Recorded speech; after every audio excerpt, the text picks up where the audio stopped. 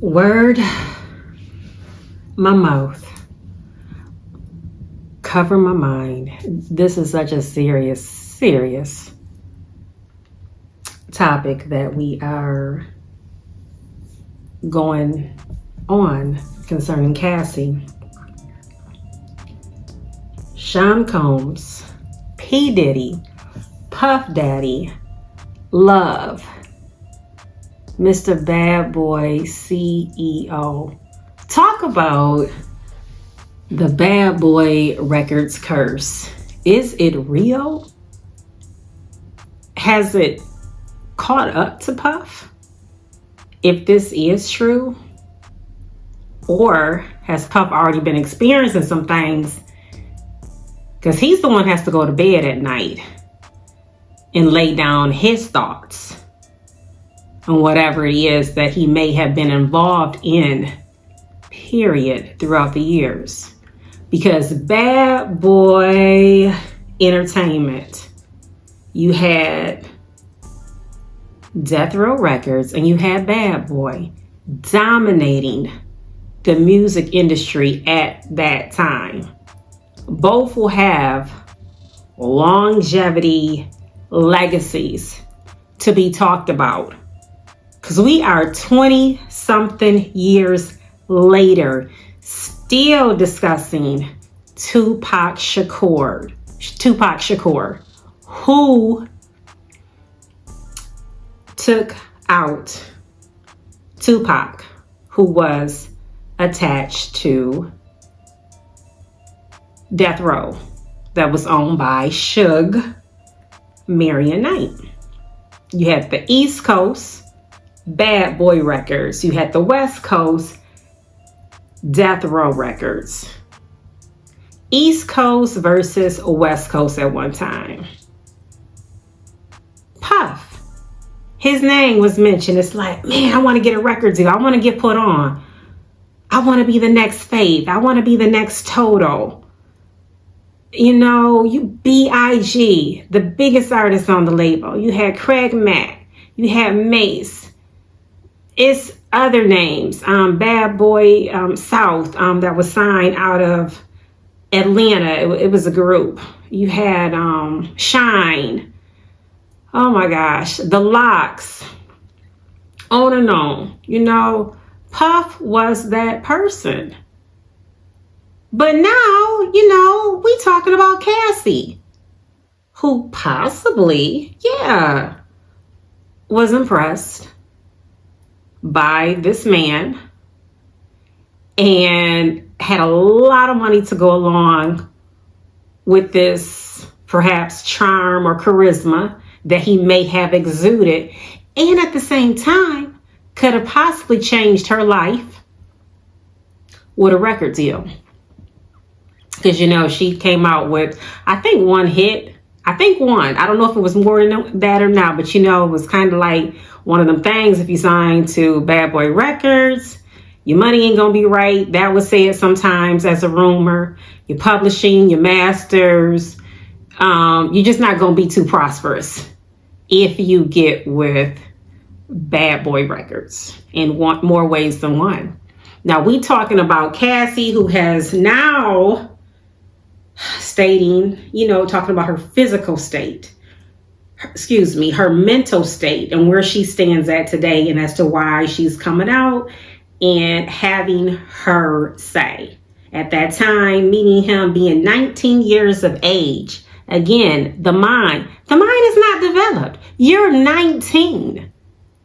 It's easy to become under someone's subjection, to be submissive, to go along with whatever it is that that person wants. It's easy to go along with abuse sometimes, which is mind control, mental, physical, financially.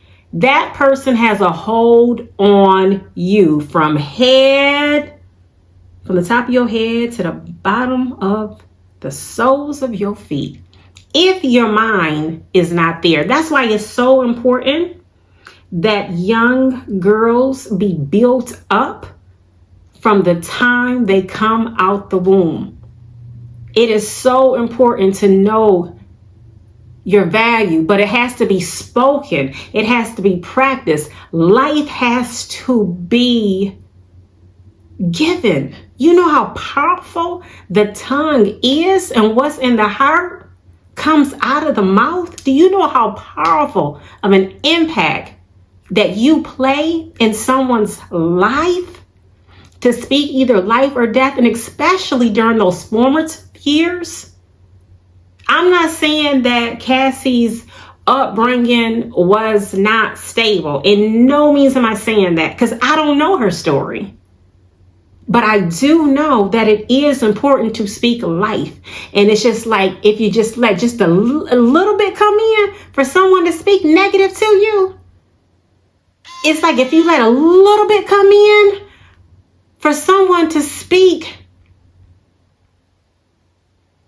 the opposite of life to you, before you know it, you done gave away so much of yourself and wasted so much time. It's important that young men be taught as well who they are and how valuable they are and how they are to treat themselves in order to be able to treat a woman.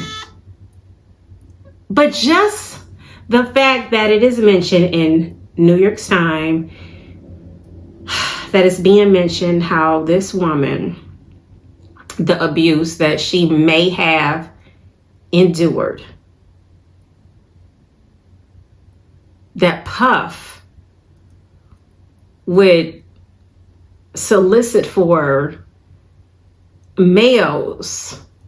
You know, I'm trying to use words and make it still okay to speak on YouTube, to engage in such activities with Cassie while he taped.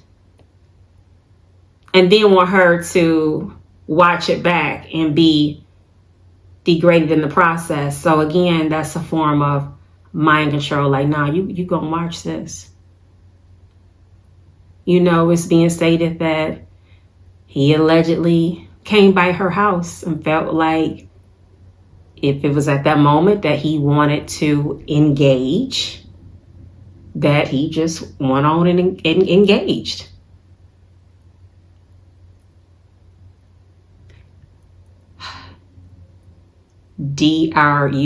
drugs were mentioned. Physical, abuse, was mentioned as well in the article that New York Times had put out. You know, I'm just giving a synopsis of what was said.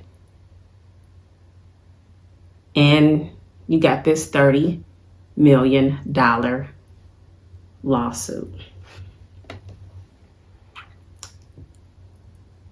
Do you all believe that this is so? That this is her time to tell her truth? Or do you feel like, no, just gonna let some time go by and see how things play out? Well, I tell you what, my take on it is,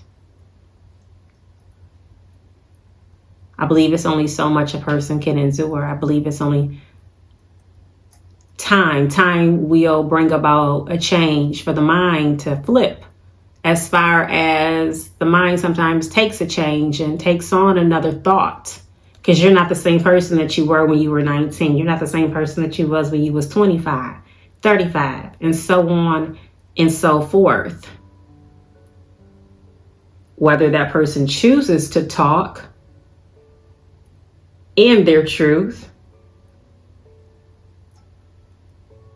by all means, that's what they should do, if that is their choice.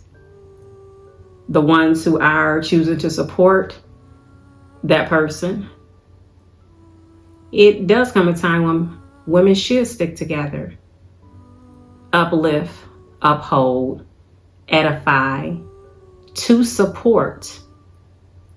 You can do this. There's a time too where I feel people have to be held accountable. It's like, if you know this is going on in such surroundings, and you still just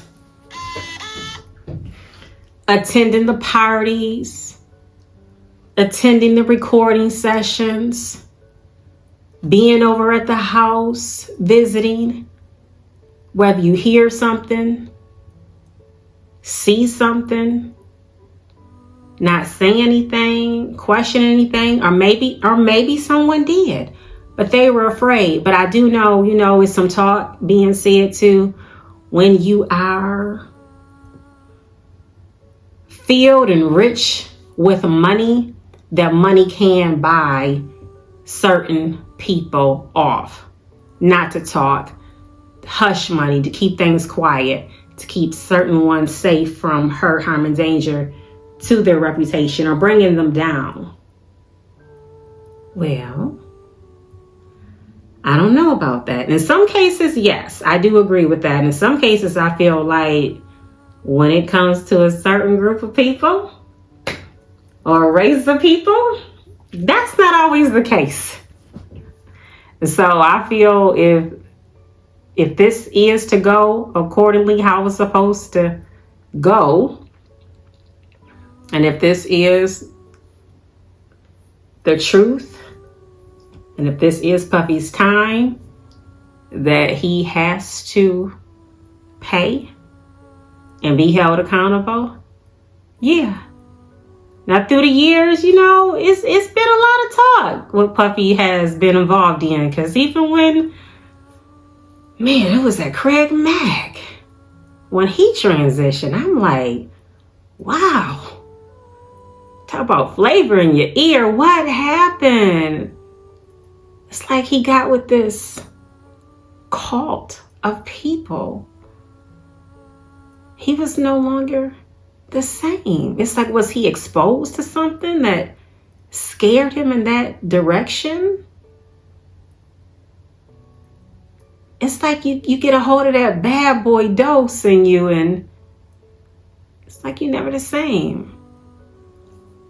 All money is not good money.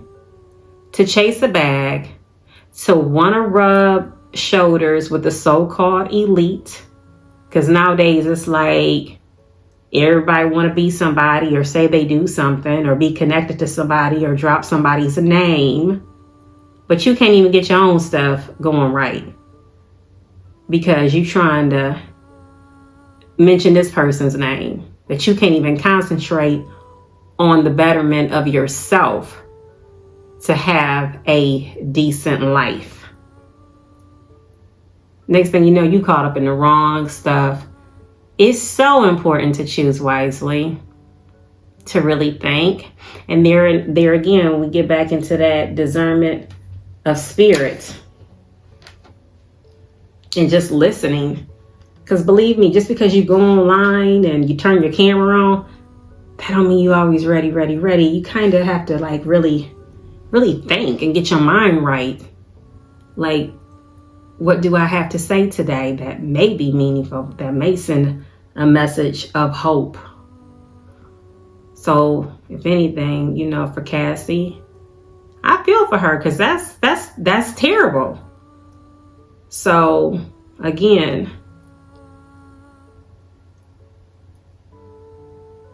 may it work out, in her favor, and may the truth come out, that she is able to tell her story in hopes of helping someone else. All things alleged, it's just my opinion.